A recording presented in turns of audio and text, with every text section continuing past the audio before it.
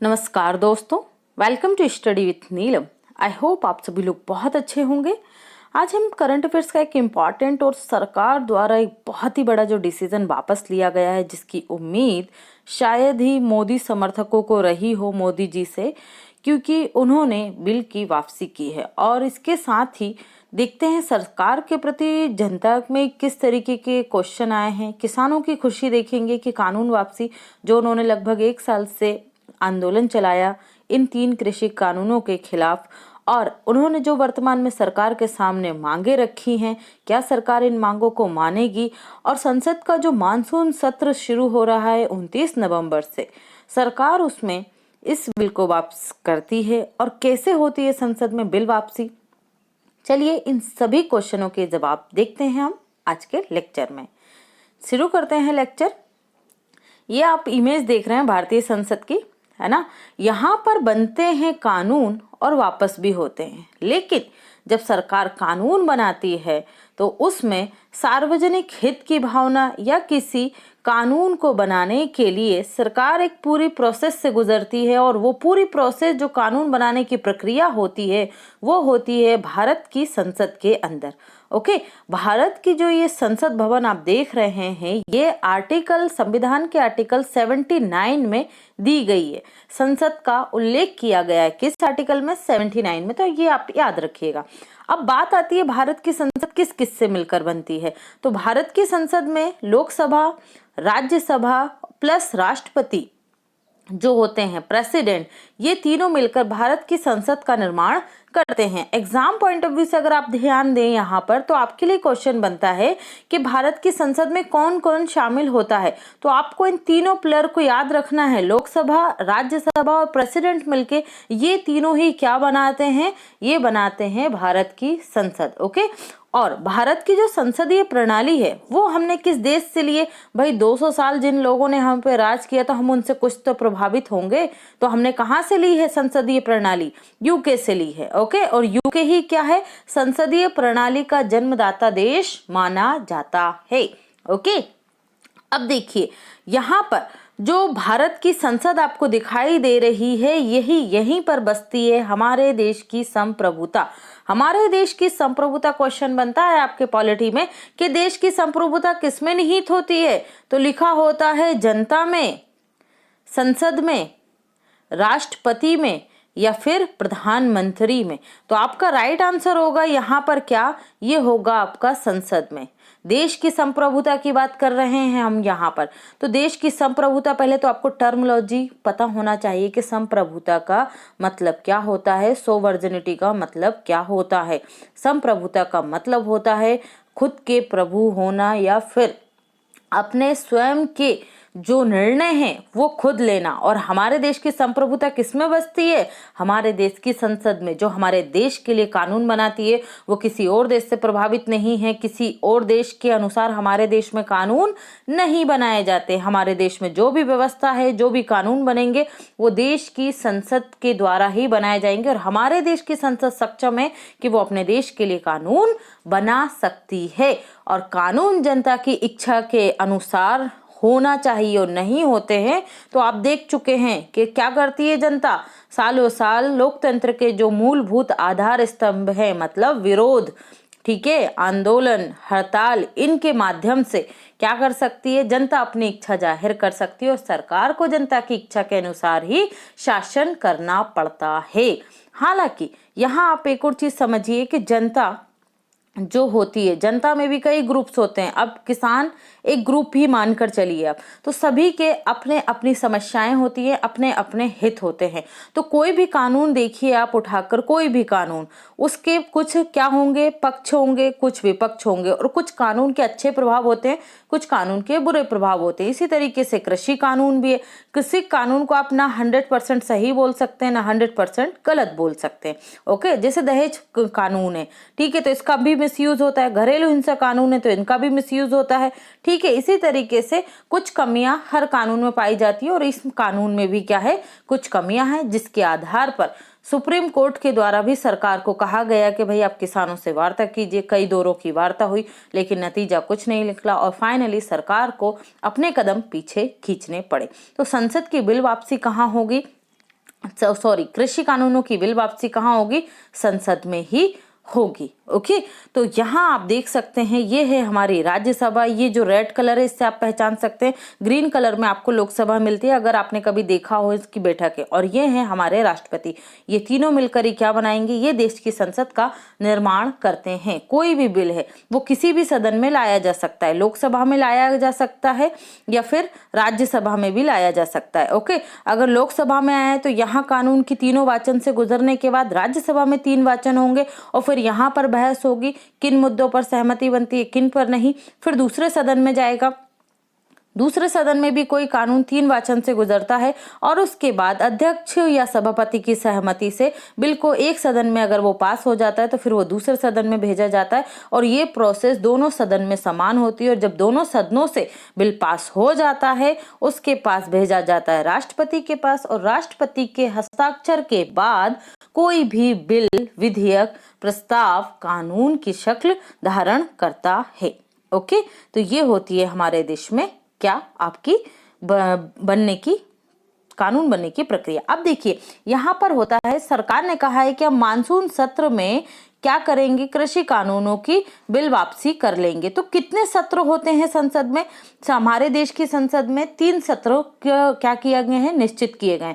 इन 3 सत्रों के बीच में 3 सत्र आयोजित होंगे कितने वर्ष में? 1 वर्ष में, 1 ईयर में। ठीक है, 1 वर्ष में 3 सत्र आयोजित किए जाएंगे और इन 3 सत्रों के बीच में या फिर बोले 2 सत्रों के बीच में 6 महीने से अधिक का गैप नहीं होना चाहिए। ये आप याद रखिएगा।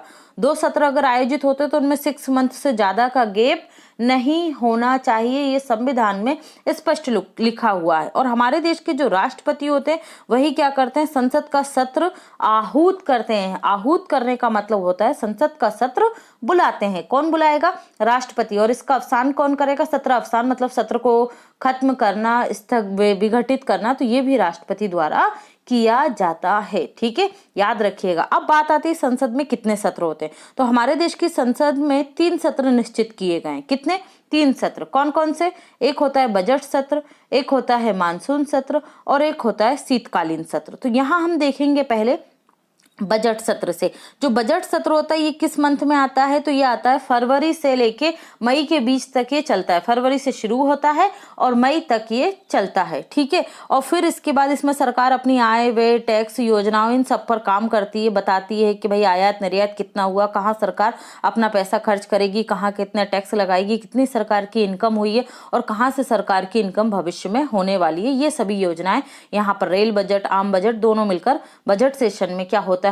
प्रस्तुत करती है कौन? सरकार। ओके, तो ये कब होता है? याद रखिएगा, फरवरी से लेके ये मई मंथ तक चलता है। फिर इसके बाद आता है आपका मानसून सत्र जो वर्तमान में चलेगा भी। ठीक है, कब से? 29 नवंबर से शुरू होगा। तो बजट सत्र जो होता है ये जुलाई से सितंबर तक आयोजित, मानसून सत्र जो होता है ये कब से कब तक चलता है? जुलाई से लेके सितंबर तक चलता है। लेकिन ये अभी डिले हो गया है ना। और इसकी तिथि का निर्धारण कौन करता है? तो राष्ट्रपति की तरफ से केंद्र सरकार इसकी तिथि का निर्धारण करती है। ठीक है, तो अभी कब लगेगा? ये नवंबर से लेके दिसंबर तक चलेगा और नवंबर में कब? 29 नवंबर से चलेगा। ठीक है, इस पर मुद्दों पर बहस की जाती है। नया कोई बिल प्रस्तुत करना है तो अभी न्यूज में आ चुका है, सरकार 29 बिलों को इसमें प्रस्तुत करेगी। ठीक है, जिसमें से 26 बिल क्या होंगे? नए बिल होंगे।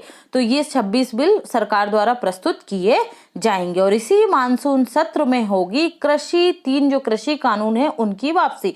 तो कृषि कानूनों की वापसी कैसे होती है? भाई देखिए, जैसे कोई नया बिल प्रस्तुत किया जाता है उसी तरीके से कोई पुराना बिल भी क्या कर दिया जाता है? वापस किया जाता है। ठीक है, लोकसभा में अगर वो पारित हुआ तो लोकसभा में सरकार लेकर आएगी और बोलेगी कि हम इन 3 कृषि कानूनों को वापस कर रहे हैं, तो इस पे सहमति बनेगी। ठीक है, सहमति के पक्ष में अध्यक्ष पूछेंगे कौन यस में है तो यस में हाथ खड़ा कर देंगे, नो में है तो नो में हाथ खड़ा कर देंगे और जो जिस पक्ष में जितने ज्यादा होंगे उसके अकॉर्डिंग अध्यक्ष क्या कर लेंगे? फैसला कर लेंगे और इस बिल को 3 कृषि कानून को वापस कर लेंगे। जैसे कोई कानून पास होता है सेम उसी प्रोसेस में कोई कानून की वापसी भी सरकार द्वारा कर दी जाती है। फिर इसके बाद होता है आपका शीतकालीन सत्र। ये कब से कब तक चलता है? तो नवंबर दिसंबर में चलता है, लेकिन आपको जैसा बताया गया कि अभी लेट हो चुका है हमारा सत्र, तो ये इस वजह से यहाँ पर चलेगा। ठीक है, तो इस सत्र में क्या होगा? सरकार द्वारा बिलों की वापसी कर ली जाएगी। ठीक है, तो ये आप याद रखें। अब देखिए ये हो गए हमारे 3 सत्र। अब अगर इन 3 सत्रों के अतिरिक्त क्या हो रहा है, मान लीजिए हमें जरूरत पड़ रही है जून मंथ में कोई कानून बनाने की बहुत ज्यादा आवश्यकता पड़ गई, या अक्टूबर मंथ में हो गई, या सितंबर में हो गई, तो अब क्या करेगी देश की सरकार? तो देश की सरकार को संविधान के अनुच्छेद 1, 2, 3 या 123 के तहत ये अधिकार दिया गया है कि इमरजेंसी या अति आवश्यक हो तो सरकार आर्टिकल 123 के तहत अध्यादेश ला सकती है, ऑर्डिनेंस, ठीक है, इंग्लिश में क्या कहेंगे, ऑर्डिनेंस ला सकती है। इस अध्यादेश के माध्यम से सरकार कोई कानून बना सकती है। अब सरकार ने क्या किया, जो हमारा कृषि कानून है, ठीक है, इसको हम देखते हैं टाइमलाइन के अकॉर्डिंग। तो सरकार ने कृषि कानूनों को अध्यादेश के माध्यम से लाई थी। कब जारी किया अध्यादेश? 5 जून 2020 को सरकार ने अध्यादेश जारी करके इन 3 कृषि कानूनों को पारित कर दिया। ऐसी क्या आवश्यकता थी? लेकिन आप जानते हैं वर्तमान सरकार ने अध्यादेश के माध्यम से बहुत सारे कानूनों को पारित करके रखा है।